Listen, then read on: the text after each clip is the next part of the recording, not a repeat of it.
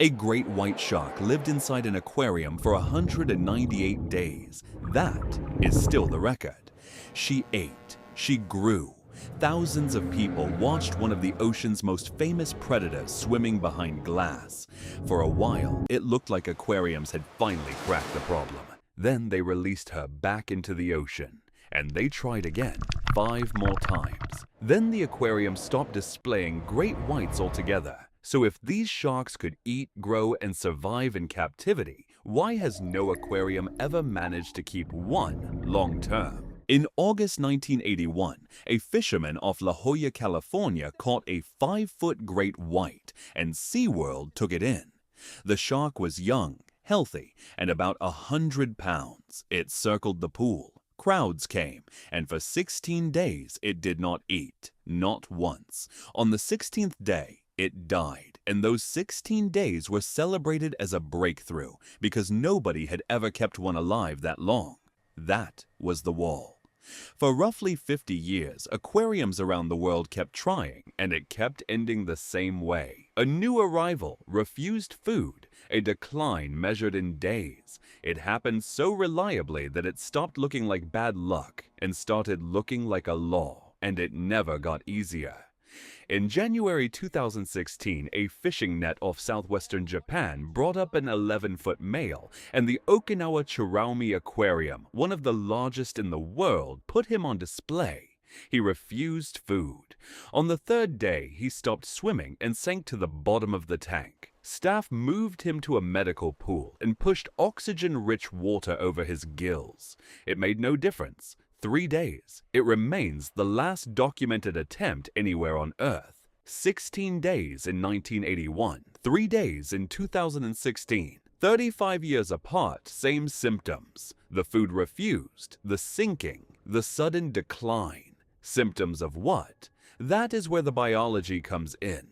A great white cannot pump water over its gills. Most sharks can. They hold still and push water across their gills like a bellows, which is why aquariums are full of nurse sharks, sand tigers, and reef sharks. The great white is one of roughly 20 species that cannot do it. It breathes by swimming, mouth open, water flowing across the gills and out, driven by forward motion alone.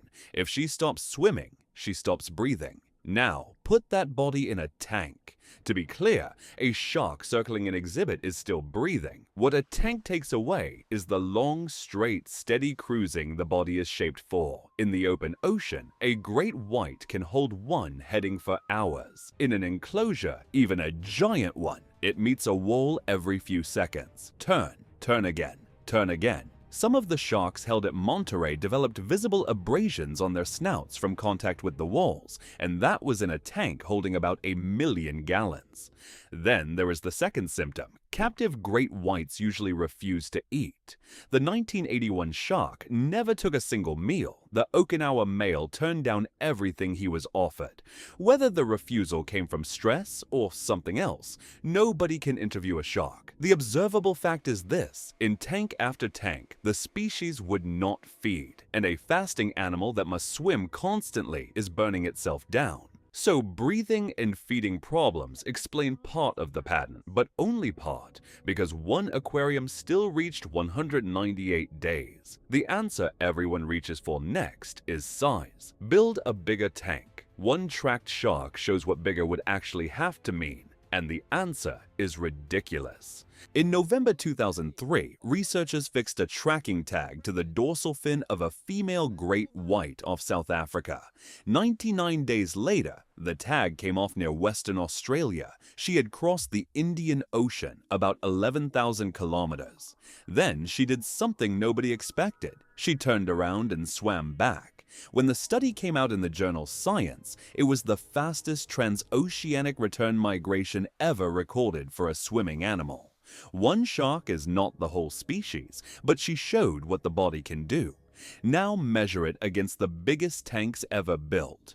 Her crossing averaged more than 100 kilometers a day. At that pace, she could cross even one of the world's largest aquarium tanks in about a minute, then meet the far wall, then turn thousands of times a day for the rest of her life. So simply building bigger was never going to close the gap. The mismatch between a great white and an aquarium is not a matter of engineering ambition. It is a category error, like designing a bird cage for something that migrates. And yet, one aquarium got 198 days, and they did not do it by building bigger. They did it by noticing a loophole. The loophole was age. The Monterey Bay Aquarium spent years designing its attempt, and the core insight was to shrink the problem instead of fighting the biology. A full-grown great white lives at ocean scale. A young juvenile can get by, for a while, with much less.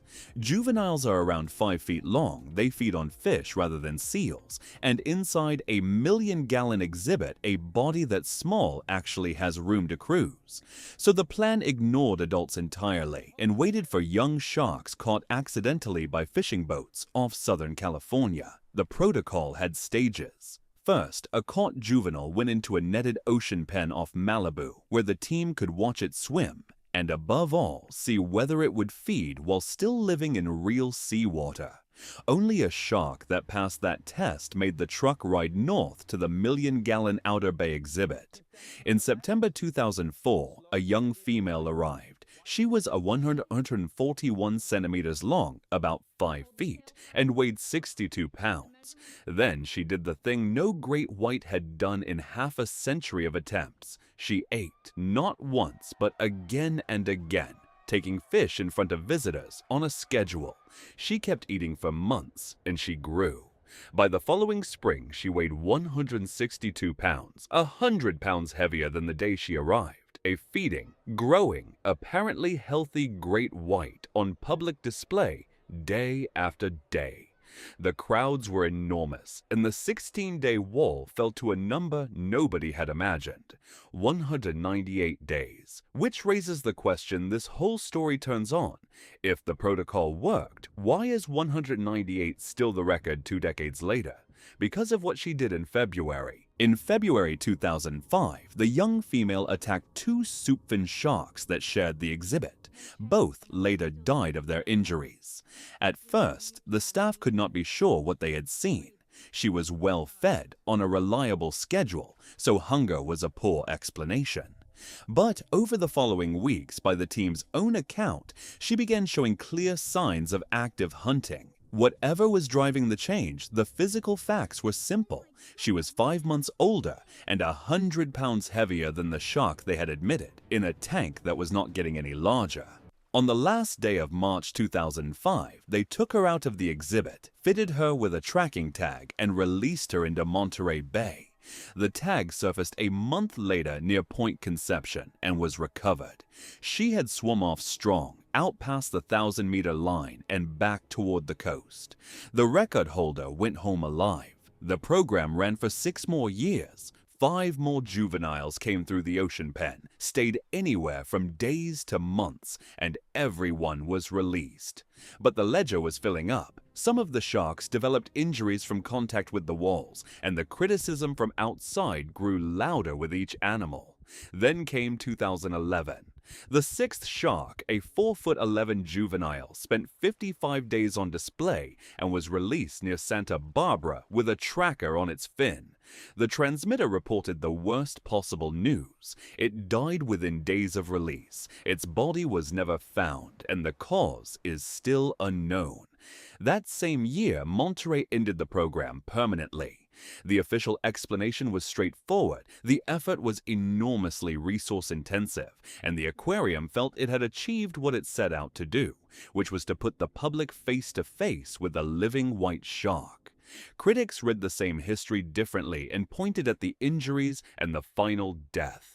Both readings agree on the facts. 2 dead tank mates, injured snouts, 1 shark lost after release. Whatever weight you give those events, the decision was final. The only institution that had ever kept a great white alive was done trying. So, what happened to the idea? It moved into the ocean. Every shark Monterey released swam off carrying a tag, and tags like those now do what no exhibit ever could. They follow white sharks across entire oceans and log every dive. The 11,000-kilometer crossing earlier in this story came from exactly that technology. Today, no aquarium on Earth displays a great white, and Monterey has said it will not try again. And Okinawa, the aquarium that lost its great white in 3 days, that same building has kept whale sharks alive for decades. And a whale shark is the largest fish in the sea, far bigger than any great white. That comparison quietly kills the easiest explanation. Sheer size alone cannot be the problem, and general skill alone cannot be either, because the same aquarium that manages the ocean's biggest fish lost its most famous predator in 3 days. Something about the great white itself does not fit easily inside walls. Nobody knows whether an adult could ever be held, because nobody intends to find out.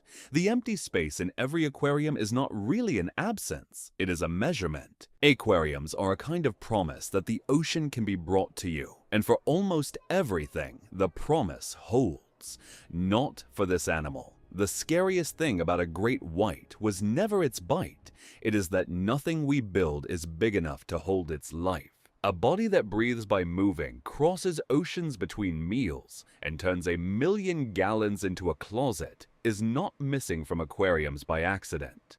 We finally understood what we were looking at. The record leaves one question behind, and it splits people down the middle.